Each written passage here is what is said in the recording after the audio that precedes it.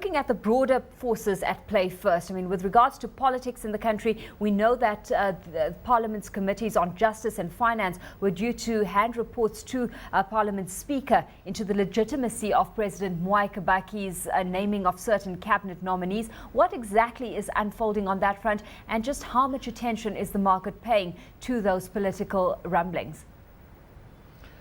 Well, I think we have, the market has gotten used to the difficulties in the coalition, and we haven't really seen the market reacting on the short term to what is really happening on the political front. I think more attention would probably be on the regional, what's going on in the region, especially with the now Southern Sudan referendum, which was successful, and also the Uganda elections, and also, of course, what is happening in Egypt. I think those are more likely to affect the market in the short term than we expect the Parliament's decision on the appointments to have.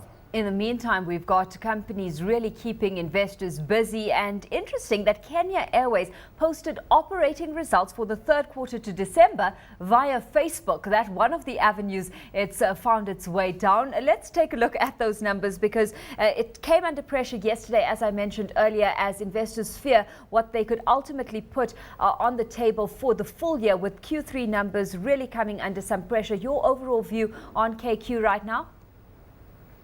Well, I think the fuel issue is really usually a bone of contention with KQ, and I was quite happy during their last results, their half-year results, when they said that they were hedging on a shorter-term basis, because they did suffer very heavily in the past when fuel prices went down sharply. Now they're going up, and probably the hedging will actually give them some sort of cushioning. I also think that last year there were so many issues with the Icelandic cloud and the grounding of aircraft in Europe. And so I think all this combined will have had some negative effect on their bottom line, and I think that was to be expected. What I think is that Kenya Airways has always had some sort of negative investor sentiment, seeing that it has had very sharp fluctuations in the past, and probably investors are fearing that this could actually hit the price due to these results. Having said that, though, I mean, we've had some positive news filtered through in terms of its route expansion strategy, and just at the start of this week, we saw that expansion strategy is paying off, where the company has seen a 20% rise in passenger growth. Well, at the same time, they're cutting down on their prices, and we have seen their airfares go down as they try to compete with other airlines that are serving these routes. And I think that is also another factor to consider, in that now you find that even though they have more passengers, the revenues that are coming in are actually lower.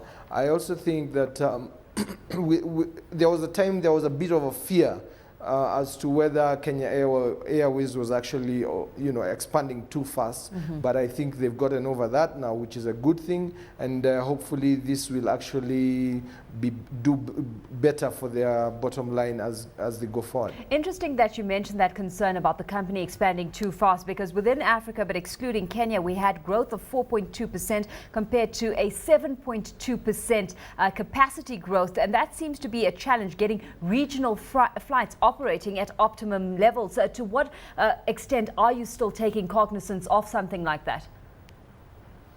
Well, I think we would have to look more at the factors that really govern this sort of expansion. I think, for example, we have seen Kenya Airways going into Tanzania by, buying out other airlines, or going into some routes by buying out new airlines.